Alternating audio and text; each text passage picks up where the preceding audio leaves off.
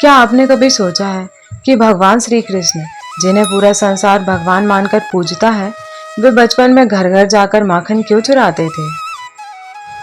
क्या यह केवल उनकी बाल लीला थी या फिर उनकी माखन चोरी के पीछे कोई गहरा आध्यात्मिक संदेश छिपा था? आज की कथा में जानिए श्री कृष्ण की प्रसिद्ध माखन चोरी लीला का सुंदर रहस्य। वृंदावन में नंद बाबा और यशोदा मैया के घर बालकृष्ण रहते थे। कन्हैया को माखन बहुत प्रिय था, लेकिन उन्हें केवल अपने घर का माखन पसंद नहीं था।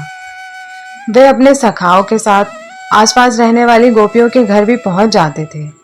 गोपियां अपने घरों में बड़ी मेहनत से दूध दही से माखन निकालती और उसे ऊंची जगह पर मटकी में रख देती, लेकिन उन्हें क्या पता था, उनका माखन चुराने के लिए स्वयं नंदलाल आने वाले हैं।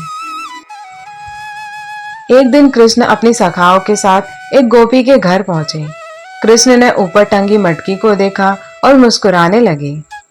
उन्होंने अपनी सखाओं से कहा, अरे सखाओं, आज तो माखन खाना ही पड़ेगा। लेकिन मटकी बहुत ऊंची थी। तब कृष्ण ने अपने दोस्तों को एक दूसरे के ऊपर खड़ा किया। सबसे ऊपर कृष्ण चढ़े और उन्होंने मटकी उतार ली। मटकी खुली और कृष्ण ने बड़े आनंद से माखन खाना शुरू कर दिया। इतने में गोपी वहां आ गई। वह बोली, अरे कन्हैया, फिर मेरे घर माखन चुराने आ गए।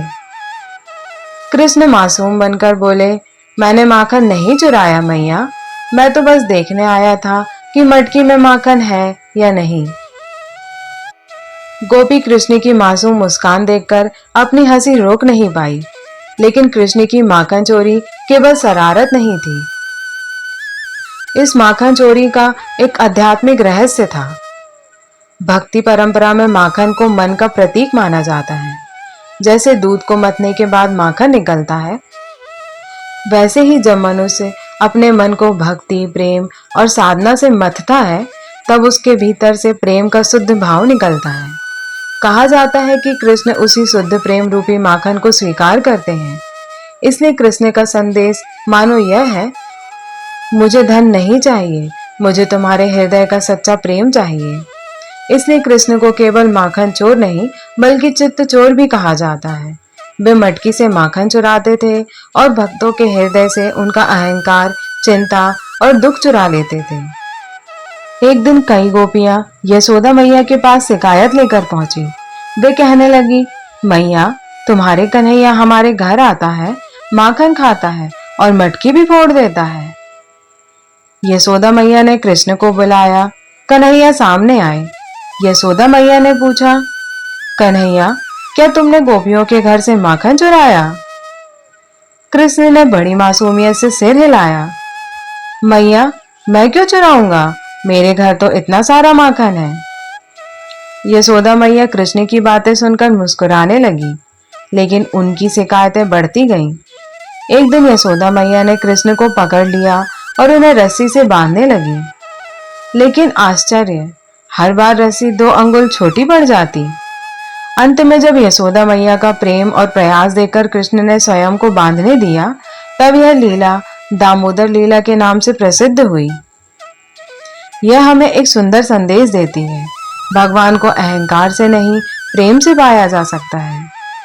श्री कृष्ण की माखन चोरी हमें सिखाती है कि भगवान को बड़े बड़े धन और दिखावे की आवश्यकता नहीं होती।